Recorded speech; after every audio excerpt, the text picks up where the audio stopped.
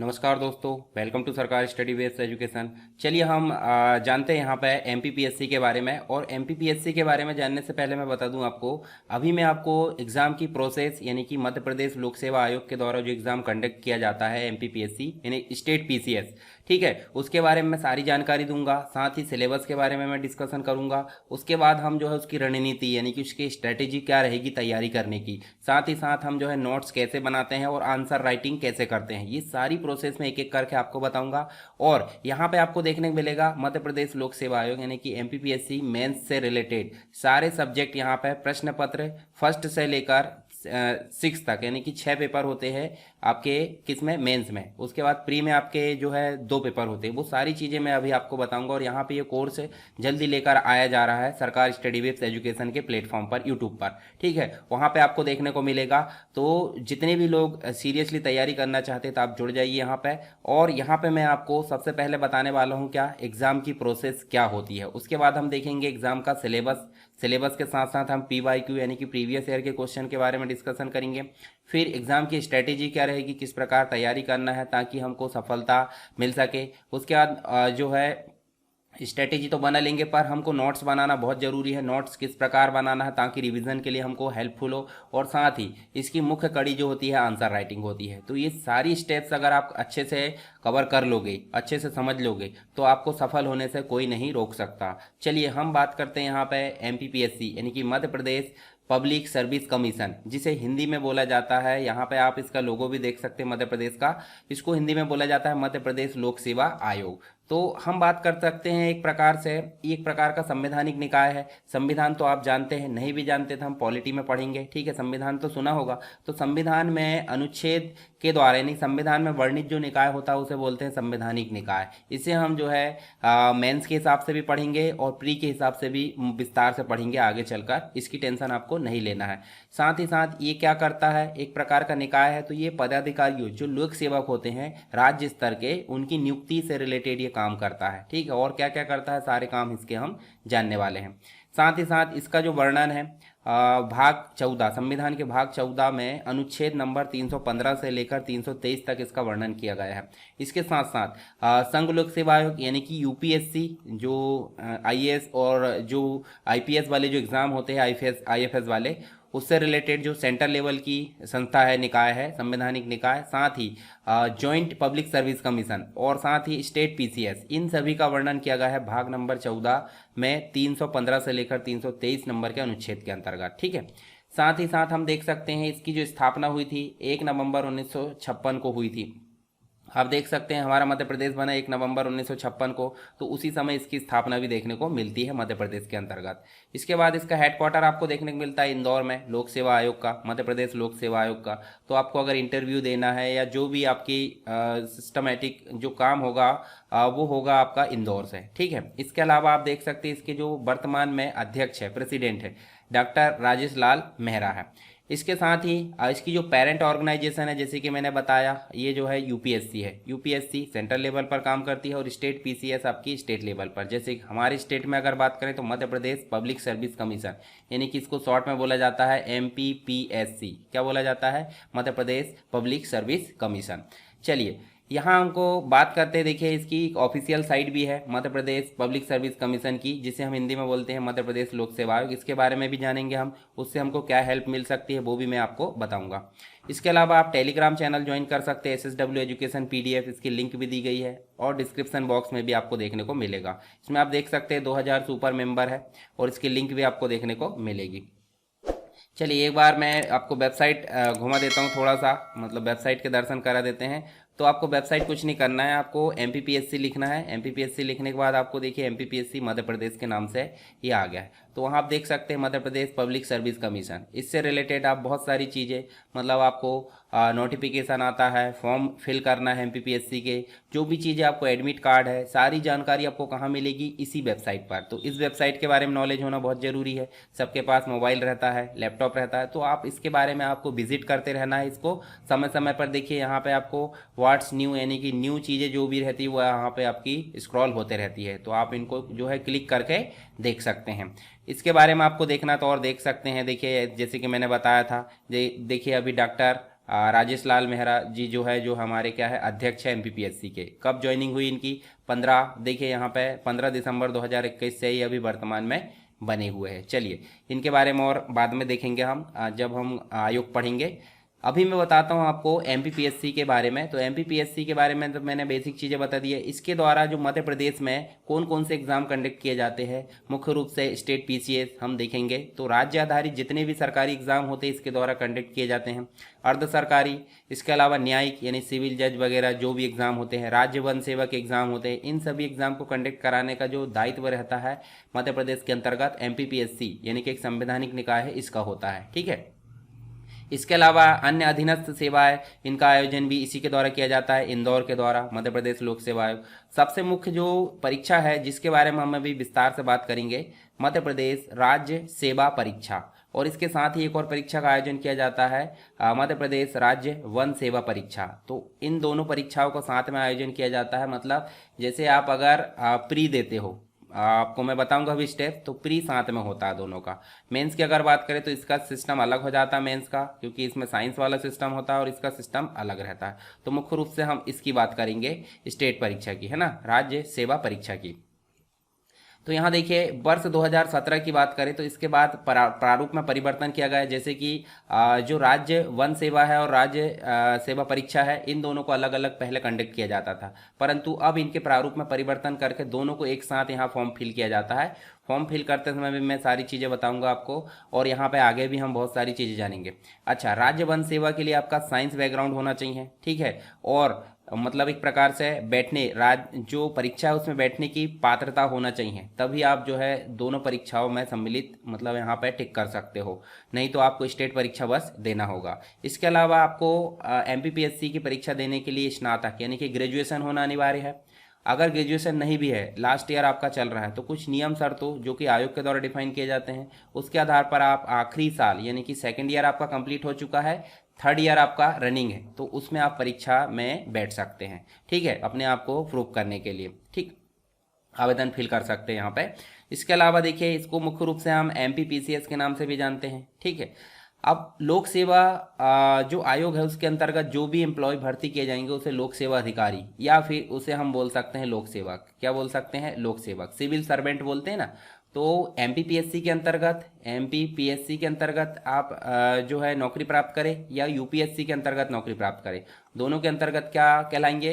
लोक सेवक। यानी कि इन दोनों संस्थाओं के द्वारा लोक सेवकों की भर्ती यानी सिविल सर्वेंट जो जनता के सेवक होते हैं, ले देखिए एक अधिकारी जनता का सेवक होता है, तो उसकी भर्ती की जा रही ना किसके द्वारा? एमपीपीएससी और यूपीएससी के द्वारा। तो इसको हम क्या बोलेंगे? लोक सेवक। और लोक सेवक क्या होता है? एक ऐसा सरकारी अधिकारी होता है जो कि सरकारी काम को करता है, जिसको केंद्र के द्वारा या राज्य के द्वारा नियुक्त किया जाता है, और उसके रूप में प्रतिफल भी उनको दिया जाता है, सैलरी जिसे हम बोलते हैं। चलिए, यहाँ कुछ डिपार्टमेंट होते हैं जो कि एमपीपीएससी के अंतर्गत भर्ती की जाती है और उनसे रिलेटेड कुछ पोस्ट होती है, जैसे कि डिपार्टमेंट ऑफ जनरल एडमिनिस्ट्रेशन यानी कि प्रशासनिक जो विभाग होता है मध्य प्रदेश के अंतर्गत, उसके अंतर्गत डेप्यूटी कलेक्टर जो उप जिला अधिकारी होता है कलेक्टर के नीचे, ठीक है, उसे हम क्या बोलते हैं? एसडीएम बोलते हैं ना। एसडीएम मतलब डेप्यूटी कलेक्टर की यहाँ पे भर्ती की जाती है। होम पुलिस डिपार्टमेंट के अंतर्गत आप देखोगे तो DSP deputy superintendent of police, इसकी भर्ती की जाती है। इसके अलावा कमर्शियल टैक्स डिपार्टमेंट की बात करते हैं, यहाँ पे कमर्शियल टैक्स ऑफिसर है, डिस्ट्रिक्ट रजिस्ट्रार है, डेप्यूटी रजिस्ट्रार है, इन पदों पर यहाँ पे भर्ती की जाती है। अब किस पद पर कौन सी वैकेंसी निकल रही है, ये चीज़ उस वर्ष की नोटिफिकेशन पे डिपेंड करता है। स्कूल एजुकेशन डिपार्टमेंट में असिस्टेंट डायरेक्टर बन सकते हैं, कोऑपरेटिव डिपार्टमेंट में असिस्टेंट कमिश्नर, कोऑपरेटिव इंस्पेक्टर या एक्सटेंशन ऑफिसर यहाँ पे जो है पोस्ट के लिए हम अप्लाई कर सकते हैं। साथ ही लेबर डिपार्टमेंट में लेबर ऑफिसर और असिस्टेंट लेबर ऑफिसर। इसके अलावा अर्बन डेवलपमेंट एनवायरमेंट जो डेवलपमेंट है या डिपार्टमेंट है, उसमें हम देखें तो चीफ म्युनिसिपल ऑफिसर बनते हैं, ठीक है, सीएमओ जिसे हम बोलते हैं। इसके अलावा पंचायत एंड रूरल डेवलपमेंट या डिपार्टमेंट की अगर बात करें तो additional assistant development commissioner, chief executive officer, Janpad panchayat development, block officer, BDO जिसे हम बोलते हैं। ये सारी चीज़ें किसके अंतर्गत आती है? ये डिपार्टमेंट के अंतर्गत। रेवेन्यू डिपार्टमेंट में नायब तहसीलदार बन सकते हैं। फाइनेंस डिपार्टमेंट में मध्य प्रदेश सब ऑर्डिनेट अकाउंट सर्विस, ये देखने को मिलता है। तो कुछ बेसिक चीज़ें मैंने बताया कौन कौन से डिपार्टमेंट के अंतर्गत जो है इसके द्वारा भर्ती की जाती है और कौन कौन सी पोस्ट होती है, वो चीज़ें हमने देखें। चलिए अब बात करते हैं एग्ज़ाम की प्रोसेस। मतलब जो मध्य प्रदेश लोक सेवा आयोग है इसके द्वारा स्टेट परीक्षा जो ली जाती है, राज्य सेवा परीक्षा, उसके अंतर्गत हमको कितनी स्टेप देखने को मिलती है? तो इसके अंतर्गत हमको मुख्य रूप से 3 स्टेप देखने को मिलती है। प्री यानी प्रीलिम्स यानी कि प्रारंभिक परीक्षा जिसे हम बोलते हैं, उसके बाद मेंस जिसे हम मुख्य परीक्षा बोल सकते हैं, इंटरव्यू मतलब साक्षात्कार। तो प्री के अंतर्गत आपको देखने को मिलेगा एक छन्ना का काम करता है। छन्ना मतलब आप देख सकते हैं इससे निकल कर आपको जाना है तभी आप मेंस दे सकते हैं। तो प्री एक प्रकार का क्वालिफाइंग नेचर का पेपर है, परंतु मेंस और इंटरव्यू आपके जो है जो आपकी मेरिट बनती है, मेरिट में आपके दोनों का अहम रोल होता है, मेंस का भी और इंटरव्यू का भी। तो आपको देखने को मिलेगा प्री में 2 मुख्य पेपर होते हैं, एक तो होता है GS1 और एक होता है आपका सी सेट मतलब सिविल सेवा aptitude, civil service aptitude test जिसे हम बोलते हैं, और GS1 मतलब जनरल स्टडी का जो है 10 यूनिट यहाँ पे होती है। तो आपका जो राज्य सेवा परीक्षा, इसके अंतर्गत जो पहला पेपर है GS1, जिसमें आपके 100 क्वेश्चन होते हैं। 100 क्वेश्चन मतलब हर एक के 2 नंबर यानी कि 200 नंबर। इन 200 नंबर में से आपको 75% के ऊपर आपको लेना होता है, तब आपका जो है प्री में क्वालिफाइंग आप कहे जाते हैं। तो प्री में आप क्वालिफाई होते हैं तो मेंस की आप परीक्षा देने लायक यहाँ पे हो जाते हैं, ठीक है। जब आप मेंस में क्वालिफाई होते हैं तो आपको इंटरव्यू देने को मिलता है। इंटरव्यू में फाइनली आपकी मेरिट लिस्ट बनाई जाती है इन दोनों के आधार पर, ठीक है। इसमें आप अगर अच्छे नंबर ले आते हो मेंस में तो सिंपल सी बात, आपको इंटरव्यू में जो है ज़्यादा टेंशन की ज़रूरत नहीं होती है। तो चलिए इनके बारे में देख लेते हैं। यहाँ पे ये ऑब्जेक्टिव टाइप का होता है, मतलब मल्टीपल चॉइस क्वेश्चन होते हैं। आपको गोला, देखिए ऑफलाइन एग्जाम होते हैं जहाँ पे 4 में से आपको एक गोला काला करना होता है। नेक्स्ट जो होता है आपका ये मेंस के अंतर्गत आपके 6 पेपर होते हैं जो कि डिस्क्रिप्टिव यानी कि वर्णनात्मक प्रकृति के होते हैं, और रिटर्न आपको लिखकर यहाँ पे कॉपी मिलती है, ठीक है। और उस कॉपी में आपको उतने आंसर लिखना है जितने क्वेश्चन आए हैं, ठीक है। और उनके नंबर भी डिफाइन होते हैं और साथ ही साथ उनकी लाइन्स भी डिफाइन होती है। उसके बाद ये जो होता है इंटरव्यू का मौखिक होता है। तो चलिए एक एक करके हम जो है प्री, मेंस और इंटरव्यू की थोड़ी सी ओवरव्यू जान लेते हैं और कुछ चीज़ें और विस्तार से जानेंगे। चलिए प्रारंभिक परीक्षा के अंतर्गत अगर देखें तो इसकी प्रक्रिया क्या होती है। सबसे पहली बात होती है विज्ञप्ति जारी की जाती है। अब विज्ञप्ति जारी कहाँ की जाएगी? जैसे कि मैंने बताया आपको, मध्य प्रदेश लोक सेवा आयोग यानी कि Madhya Pradesh public service commission के अंतर्गत आप देखोगे तो यहाँ पे आपको एडवर्टाइजमेंट, एग्जामिनेशन, देखिए एग्जामिनेशन कैलेंडर की अगर बात करें, देखिए एग्जामिनेशन कैलेंडर आपको देखने को मिलेगा। इसको आप डाउनलोड कर लीजिए और डाउनलोड करने के बाद आप देखोगे तो अभी आपका 2023 चल रहा है। तो देखिए यहाँ पे जो 2023 के लिए देखिए यहाँ पे ये जो परीक्षा आयोजित हुई थी, यहाँ पे आप देख सकते हैं ये आयोजित हुई थी। देखिए राज्य सेवा एवं वन सेवा प्रारंभिक परीक्षा 2022 वाला जो एग्ज़ाम था वो 21 मई को आयोजित हुआ है, ये चीज़ आपको पता है, ठीक है। इसके अलावा आप देख सकते हैं कुछ और चीज़ें आपको देखने को मिलेगी। अब आपको देखने को मिलेगा 2023 के लिए यहाँ कैलेंडर देखने को मिलेगा। 2023 की जो परीक्षा है उसके लिए कैलेंडर नहीं आया है, तो कभी कभी आप जाकर यहाँ पे इस कैलेंडर को देखते रहा करो। साथ ही साथ आपको syllabus, scheme, sample question, examination rules क्या है, ये कुछ बेसिक चीज़ें आपको देखने को मिलती है। हालांकि मैं अभी विस्तार से पूरी चीज़ें बताऊंगा। प्रीवियस ईयर के क्वेश्चन आपको यहाँ पे देखने को मिलेंगे, रिजल्ट आपको यहाँ पे देखने को मिलेगा। सबसे पहली बात, आपको जो भी नोटिफिकेशन आती है वो देखिए यहाँ पे नोटिफिकेशन नाम का एक टैब दिख रहा है, इसमें आपको देखिए कॉल लेटर है। अगर व्यू ऑल करके देखोगे तो यहाँ पे आपको सारी नोटिफिकेशन देखने को मिल जाएगी। चलिए विज्ञप्ति जारी हो गई। विज्ञप्ति जारी होने के लगभग 15-20 दिन के पश्चात जो आवेदन है वो ऑनलाइन आवेदन फिल किए जाते हैं। ऑनलाइन आवेदन आपको फिल करना है। आप राज्य सेवा परीक्षा या वन सेवा परीक्षा दोनों में पात्र है तो आप दोनों के लिए टिक मार्क कर सकते हैं, दोनों ऑप्शन। अगर आप एक के लिए है तो एक टिक मार्क कर सकते हैं। जब आप ऑनलाइन आवेदन कर देते थे उसके 1 से 2 माह पश्चात प्रारंभिक परीक्षा का आयोजन किया जाता है। शहर के अंतर्गत अलग अलग जो जिले हैं उसके अंतर्गत देखें तो शहरों में जो है परीक्षा केंद्रों का आयोजन किया जाता है। परीक्षा केंद्रों के अंतर्गत एक ही दिन में पूरे राज्य में एक ही दिन में परीक्षा का आयोजन किया जाता है। दोनों पेपर 2 शिफ्ट में होते हैं। पहले शिफ्ट में GS1 और दूसरी शिफ्ट में सी सेट होता है। ये जो प्रारंभिक परीक्षा होती है वो क्वेश्चन मतलब जो होते हैं आपके MCQ टाइप के होते हैं और ऑफलाइन होते हैं। कैसे होते हैं? ऑफलाइन। जैसे आप यहाँ देख सकते हैं ना, 4 में से एक गोले काले करना है ब्लैक बॉल पेन के द्वारा। नेगेटिव मार्किंग इसमें नहीं होती है, तो आप जो क्वेश्चन बन रहे हैं अच्छे से उनको कर लीजिए। कुछ क्वेश्चन आप अपने जो है गैसिंग के आधार पर जो है उसको फिल कर देना है, आपको बिना उत्तर का नहीं छोड़ना, क्योंकि नेगेटिव मार्किंग नहीं है।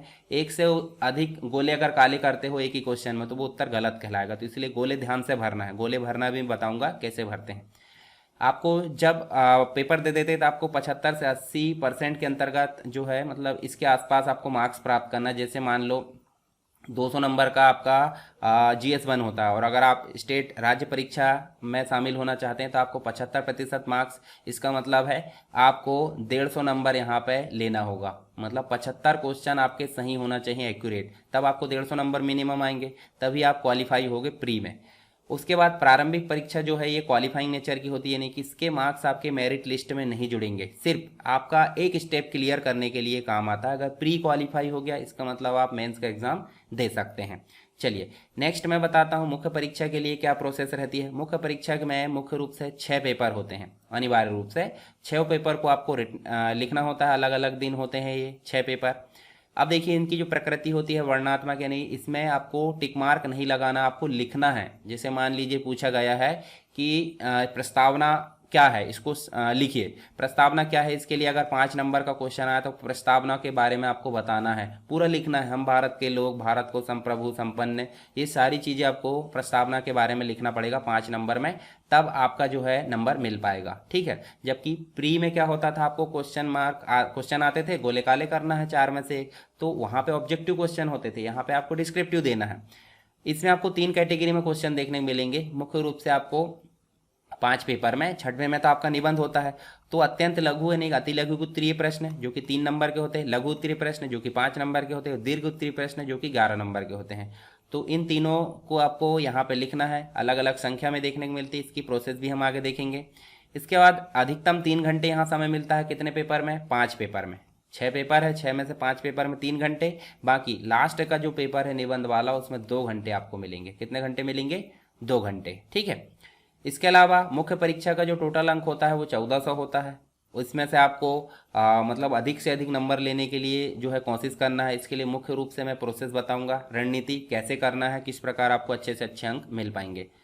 अंक जो होते हैं आपके 3 पेपर के अंक 300-300 होते हैं, 5वें पेपर में आपको 200 अंक का होता है और 6वें पेपर में आपको 100 अंक का होता है। तो 3 पेपर के गुणा कर दो 9, यहाँ पे आपको मतलब एक प्रकार से 3 में गुणा कर दो तो ये 900 हो गए, ठीक है। इसके अलावा आप देख सकते हैं जो आपका एक पेपर होता है वो 200 का होता है, तो सॉरी यहाँ चौथा और 5वां 200-200 को होते हैं, तो इसका कर दो 2 में गुणा, यानी 400 हो गए और ये 100, तो 500 और 900 1400 अंक इस प्रकार से डिवाइड होते हैं। 4 पेपर यानी पहला, दूसरा, तीसरा, चौथा, इन चारों पेपर को आप हिंदी या अंग्रेजी माध्यम किसी के भी माध्यम के हो आप उसमें लिख सकते हो, परंतु 5वां और 6वां पेपर आपको केवल हिंदी में ही लिखना है। ये एक प्रकार से भाषा शैली का टेस्ट होता है, एक प्रकार से आगे बात करेंगे इसके बारे में। अब सफलता आपको प्राप्त करनी है तो आपको सामान्यतः 60 से लेकर 65% अंक प्राप्त करना होता है मेंस में, तभी आप सफल हो सकते हैं। ये रेशो कम ज़्यादा हो सकता है, ऐसा नहीं है कि विधि का विधान इतना ही है। कठिन प्रश्न या अभ्यर्थी की संख्या, मतलब जो जिन्होंने मतलब जो एप्लीकेशन किया उनकी संख्या कम है, या फिर आप देख सकते हैं वैकेंसी की संख्या कम ज़्यादा, उसके आधार पर ये जो है रेशो कम ज़्यादा हो सकता है। कम शब्दों में जिसने संगठित रूप से, सूक्ष्म रूप से अच्छा अभिव्यक्त किया है, मतलब सामने जो एग्जामिनर जांच रहा हो उसको अगर समझाने में आप सफल हो गए हो तो वही आपको जो है मेरिट लिस्ट में देखने को मिलेगा। तो इसलिए कम शब्दों में ज़्यादा विस्तार से कैसे समझाया जाए सामने वाले को, ये चीज़ें आपको आना चाहिए। ये सारी चीज़ें मैं आपको बताऊँगा आगे एक एक करके।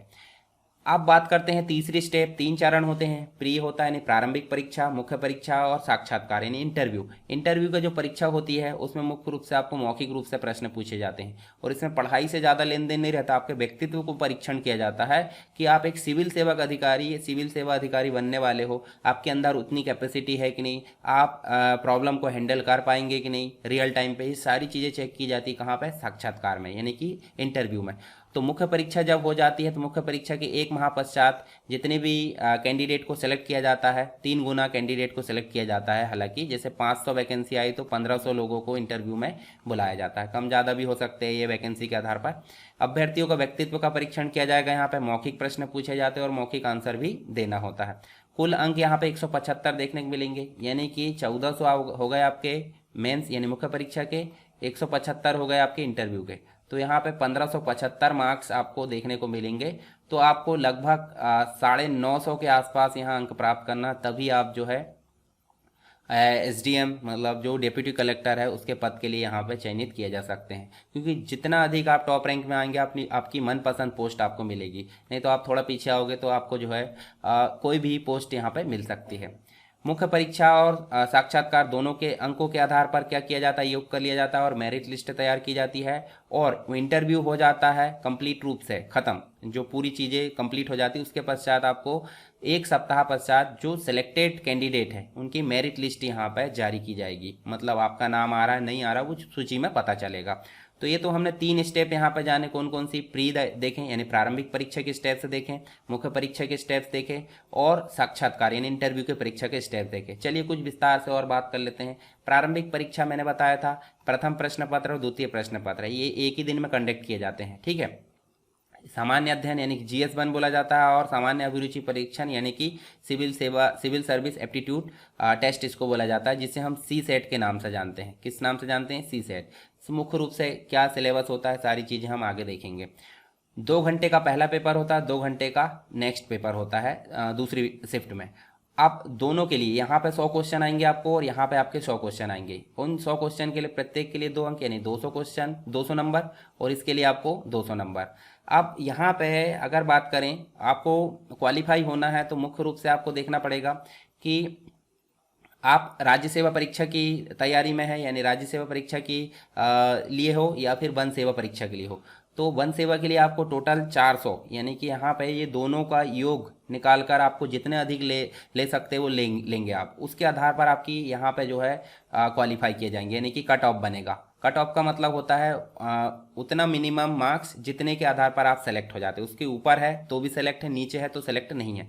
अगर आप सिर्फ राज्य सेवा परीक्षा की तैयारी कर रहे हैं तो आपको 200 में से ही कट ऑफ देखना पड़ेगा यानी कि 75% मार्क्स के ऊपर आपको देखना पड़ेगा 200 में से।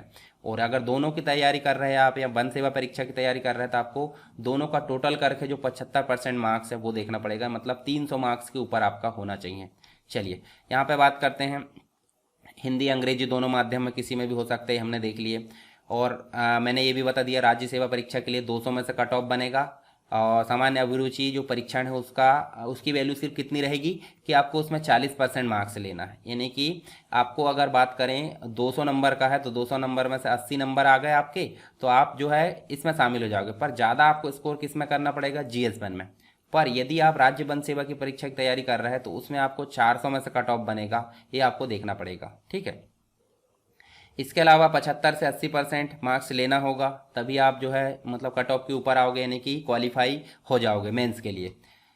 चलिए यहाँ पे हम देख सकते हैं प्रकृति सिर्फ क्वालिफाइंग नेचर की होती है प्री की। इसके अलावा यहाँ जितने भी अभ्यर्थी यहाँ पे चयनित किए जाएंगे वो 15 गुना होंगे। कैसे? जैसे मान लो 100 वैकेंसी आई, 100 पोस्ट, उसका 15 गुना कर लो तो मान लो 1500 व्यक्तियों को यहाँ पे मेंस में आंसर राइटिंग के लिए जो होता है मेंस लिखने के लिए बुलाया जाएगा और मेंस में लिखने के पश्चात 3 गुना इंटरव्यू के लिए बुलाया जाता है। ठीक है, अच्छा 75% तो आपको क्वालिफाई होने के लिए है। पर यदि कभी कभी स्तर बहुत ज़्यादा गिर गया तो उसमें भी आपको न्यूनतम OBC के लिए यहाँ पे जो होता है देखिए अनुसूचित जाति और जनजाति और अन्य पिछड़ा वर्गों एवं दिव्यांगों के लिए ये जो है 30% है और नॉर्मल अगर देखें तो 40% मार्क्स आपको लेना बहुत ज़रूरी है। कैसे? मान लो 200 नंबर का आपका पेपर है, उसमें आपको 80 नंबर मिनिमम होना चाहिए। कितने भी स्तर गिर गया तो भी 80 नंबर होना चाहिए, तभी आप पात्र माने जाएंगे। पर यदि स्तर अच्छा खासा है तो मिनिमम 80 नंबर तो चलो ठीक है, परंतु आपको 75% मार्क्स यानी कि यहाँ पे 150 मार्क्स होना चाहिए और राज्य वन सेवा के लिए आपको 300 मार्क्स होना चाहिए। तभी आप जो है क्या कर पाएंगे? क्वालिफाई कर पाएंगे किसको? प्री को। ठीक है, ये चीज़ आपको ध्यान में रखना है। तो 75% याद रखिए आप, बस बाकी चीज़ें कोई टेंशन नहीं लेना है। यहाँ देखिए प्रारंभिक परीक्षा में जो द्वितीय प्रश्न पत्र है सिर्फ क्वालिफाइंग स्वरूप का होता है। कैसे? 40% मार्क्स होता है, परंतु राज्य वन सेवा के लिए उसमें मार्क्स हमको ज़्यादा से ज़्यादा प्राप्त करना होता है। अब बात करते हैं यहाँ पे कुछ जो बुकलेट आती है आपकी जब आप एग्ज़ाम देने जाओगे तो आपको यहाँ कैंडिडेट मतलब अपना नाम फिल करना है। यहाँ पे क्वेश्चन पेपर मिलता है, उसका नंबर आपको लिखना है। उसके बाद किस दिन परीक्षा हो रही है उसको लिखना है। अगर आप स्टेट परीक्षा बस देना चाहते तो इस गोले को काला कर दीजिए काले पेन से ही काला करना है, ये चीज़ आपको ध्यान रखना है। ठीक है, जैसे मैं यहाँ पर भी आपको काला पेन से काला करके बता देता हूँ, ये गोले को पूरा काला करना है। अगर आप दोनों परीक्षा में शामिल होना चाहते तो ये गोला भी आप काला कर दो। कौन सा? राज्य वन सेवा परीक्षा वाला। अब आपको रोल नंबर लिखना है, जैसे 1 लिखे, 2 लिखे, 3 लिखे, 4 लिखे, 5 लिखे, 6 जो भी है उदाहरण के रूप में। तो 1 कहाँ आ रहा है, यहाँ पे 1 को काला करना है। ठीक है, ये ऐसा आपने पहले फिल भी की होंगी, पर मेरा बताने का दायित्व है। ठीक है, मैं बता रहा हूँ। तो यहाँ 2 में आपको फिल करना है। एक ही लाइन में 2 को फिल करोगे तो आप गलत कहलाओगे, मतलब आपकी बुकलेट जो है कैंसिल हो जाएगी। इसके अलावा पेपर 1 दे रहा है कि पेपर 2 दे रहा है, क्योंकि 2 पेपर होने वाले थे, यहाँ 1 लिखोगे और 1 को काला करोगे। आपके पेपर का सेट कौन सा है, तो आप ए लिखोगे और ए लिख के आप ए को काला करना है। बस इतना काम आपको करना है, बहुत अच्छे से, मतलब धीरे से करना है ये काम शुरू के 10 मिनट में। आप 10 मिनट पहले आपको सीट मिल जाती है वाली बुकलेट, तो आपको आराम से फिल करना है। ठीक है, ताकि हड़बड़ी ना हो, क्योंकि ये गलत हो गया था आपके हल करने का कोई मतलब नहीं है पेपर। अब जब आप पेपर हल करोगे तो आप 5-10 क्वेश्चन को अच्छे से पढ़ लीजिए, उनको टिक मार्क कर लीजिए, और उसके बाद यहाँ आकर आप जो है, जैसे पहले का ए अच्छा है, मतलब सही है आंसर, तो आप ए को यहाँ पे राइट आंसर लगा सकते हैं। बी का आपका सी है, तो आप मतलब दूसरे का सी है, तो आप इसको काला कर सकते हैं। तो एक गोला को पूरा अच्छे से काला करना है, ये देखिए कॉर्नर तक। ठीक है, अब मेरे पास यहाँ पे ये देखिए पेन है, बहुत पतला है, तो इसमें जो है बहुत आराम से, थोड़ा वॉल पेन आप उपयोग करें, ब्लैक वाला। ब्लू पेन नहीं चलेगा, ब्लैक पेन चलेगा, तो ब्लैक पेन का उपयोग आप कर सकते हैं। तो ऐसे आप फिल करते जाइए, 10 क्वेश्चन को हल कर लीजिए, फिर आप 10 क्वेश्चन को पढ़िए। एकदम से आपको लास्ट में नहीं जाना है कि आखिर में जाके आप जो है पूरे क्वेश्चन को हल कर रहे हैं पढ़ने के पश्चात, ऐसे में आपके टाइम की कमी हो सकती है। तो 5-5 क्वेश्चन आप कर सकते हैं, 10-10 क्वेश्चन इकट्ठा नहीं करना है। चलिए, इस प्रकार से आपको 100 क्वेश्चन की यहाँ सीट मिलती है, 100 क्वेश्चन को आपको फिल करना है, ये चीज़ आपको ध्यान रखना है। अब बात करते हैं, जब आप उसमें क्वालिफाई हो जाते हैं तो उसके बाद आपको देना होता है राज्य सेवा मुख्य परीक्षा, यानी कि MPPSC मेंस जिसे हम बोलते हैं। ठीक है, यहाँ कुल 6 प्रश्न होते हैं, 6 प्रश्न पत्र होते हैं और सभी अनिवार्य होते हैं। जैसे प्रथम प्रश्न पत्र, द्वितीय, तृतीय, चतुर्थ, पंचम, षष्ठ। पहले में आपको सामान्य अध्ययन फर्स्ट, सामान्य अध्ययन सेकेंड, सामान्य अध्ययन थर्ड, उसका सामान्य अध्ययन फोर्थ देखने को मिलेगा। तो देखिए 4 सामान्य अध्ययन वाले, जिसके अंतर्गत आपको इतिहास भूगोल पहले में देखने को मिलेगा, राजनीति अर्थशास्त्र समाजशास्त्र दूसरे में, विज्ञान एवं तकनीकी तीसरे में, दर्शन शास्त्र मनोविज्ञान लोक प्रशासन आपको किस में देखने को मिलेगा, चौथे में। अब ये चारों पेपर जो होंगे, चारों पेपर के लिए आपको देखिए यहाँ पे आपको देखने मिलेगा नंबर भी दिए हैं, घंटे भी दिए हैं, पर ये 4 पेपर आपको हिंदी या अंग्रेजी किसी में भी लिख सकते हैं आप। पर 2 पेपर जो है सामान्य हिंदी और निबंध, ये सिर्फ आपको हिंदी में देखने को मिलेगा। इसके अलावा जो 4-5 पेपर है, 5 पेपर के लिए आपको 3 घंटे मिलेंगे, दिख रहा है आप, 3 घंटे, और आखिरी पेपर के लिए आपको 2 घंटे। इसके अलावा शुरू के जो 3 पेपर उनके लिए 300 नंबर रहेंगे हर एक पेपर के लिए, 2 पेपर 4 और 5 के लिए 200 नंबर, और लास्ट पेपर के लिए आपको 100 नंबर। इस प्रकार आपके 1400 नंबर हो जाएंगे। 175 नंबर आपके किसके, साक्षात्कार के, टोटल मिलाकर 1575 नंबर आपके देखने को मिलेंगे, जिसमें से आपको 950 के आसपास रहना है, तभी आप जो है अच्छी रैंक पा सकते हैं। ठीक, तो बेसिक ओवरव्यू बताया मैंने, इसके बारे में और डिटेल में बात करेंगे जब हम सिलेबस को डिस्कशन करेंगे। चलिए, यहाँ पेपर प्रथम, द्वितीय, तृतीय, ये तीनों का जो है पैटर्न एक सा रहता है, मतलब आंसर राइटिंग भी और नंबर भी, सारी चीज़ें। तो हर एक जो पेपर है 300 नंबर का रहेगा, और उनकी जो टाइमिंग रहेगी वो 3 घंटे की रहेगी। ठीक है, अच्छा, पहले और दूसरे को खंड आ यानी कि पार्ट ए और पार्ट बी में बांटा गया है। पार्ट ए और पार्ट बी, जो पहला और दूसरा पेपर होता है वो 2 खंड में होता है, पर देना 3 घंटे में ही है, और 300 नंबर का ही है, कोई दिक्कत नहीं, ज़्यादा लोड नहीं लेना। Part A part B 5-5 unit की देखने को मिलेगी इन्हें, टोटल 10 यूनिट, जबकि तीसरा पेपर जो होता है उसमें टोटल 10 यूनिट देखने को मिलेगी। कितने मिलेगी, टोटल 10 यूनिट। तो ले देखे हम बात करते हैं कि पेपर फर्स्ट, पेपर सेकेंड और पेपर थर्ड, इनमें आपको 10-10 यूनिट देखने को मिलेगी। कितनी कितनी, 10-10 यूनिट, और प्रत्येक के लिए यहाँ पे अंक भी डिफाइन है, प्रत्येक प्रश्न भी डिफाइन है। 300 नंबर आपको टोटल देखने को मिलेंगे 3 घंटे में। ठीक है, इसके अलावा देख सकते हैं, देखिए यहाँ हम देखेंगे तो इसके बारे में देखिए, अति लघु उत्तरीय प्रश्न है 3 अंक के होते हैं, लघु उत्तरीय 5 अंक के होते हैं, दीर्घ उत्तरीय आपके 11 अंक के, ये चीज़ मैंने पहले भी बताया था। ठीक है, इसके अलावा प्रत्येक यूनिट में आपको 30 अंक मिलेंगे, यानी कि तीनों प्रकार के आपको जो प्रश्न है वो हर एक इकाई में देखने को मिलेंगे।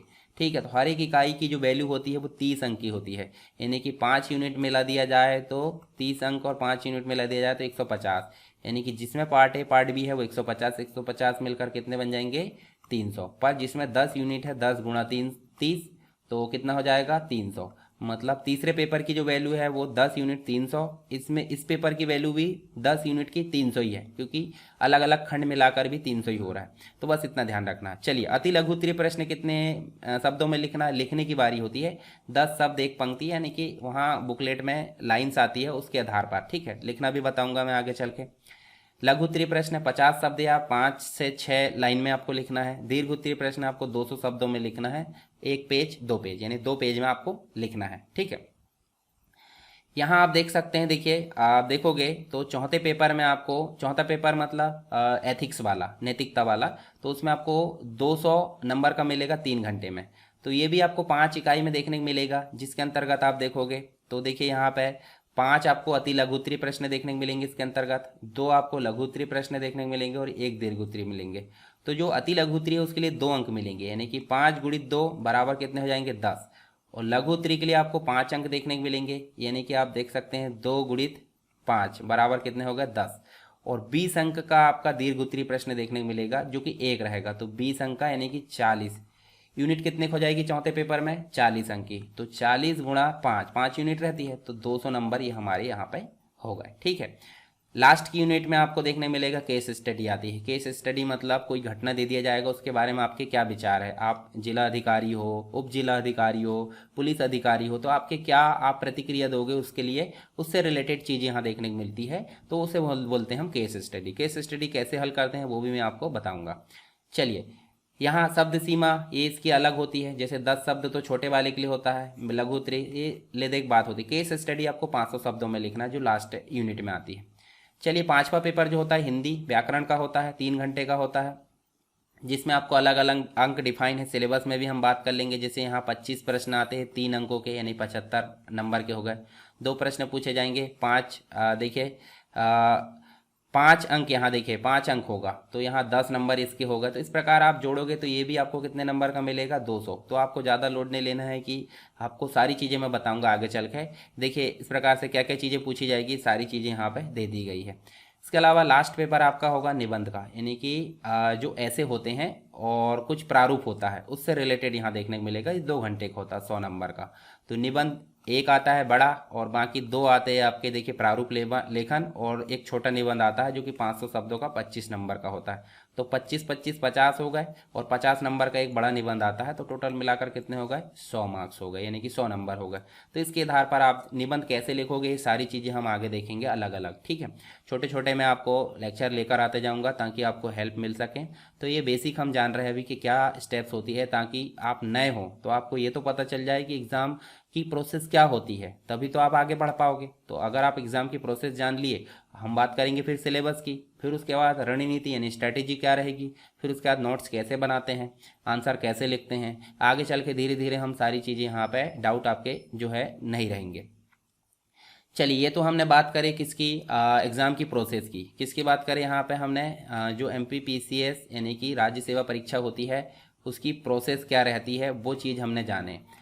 नेक्स्ट जो लेक्चर आएगा उसमें हम बात करेंगे किसकी, सिलेबस की। सिलेबस कंप्लीट रूप से मैं बताऊंगा आपको। सिलेबस के बाद हम देखेंगे इसकी स्ट्रैटेजी, क्या बात करेंगे, स्ट्रैटेजी की बात करेंगे। फिर हम बात करेंगे नोट्स कैसे क्रिएट करते हैं। फिर हम बात करेंगे किसकी, मेंस परीक्षा में आंसर कैसे लिखेंगे। और एक तरीके से लास्ट जो स्टेज होती है वो इंटरव्यू होती है, उसके बारे में भी मैं कुछ आपको टिप्स दूंगा। तो ये चीज़ें आप जो है ध्यान से देखते रहिए। आप जो है चैनल पर बने रहिए, यहाँ पे चैनल को सब्सक्राइब कर लीजिए अगर आप नए हैं तो, और टेलीग्राम को भी आपको ज्वाइन करना है। तो चलिए मिलते हैं हम नेक्स्ट एक सिलेबस वाले जो वीडियो है MPPCS या MPPSC के अंतर्गत राज्य सेवा परीक्षा के सिलेबस वाले वीडियो के अंतर्गत। तब तक के लिए जो है जय हिंद।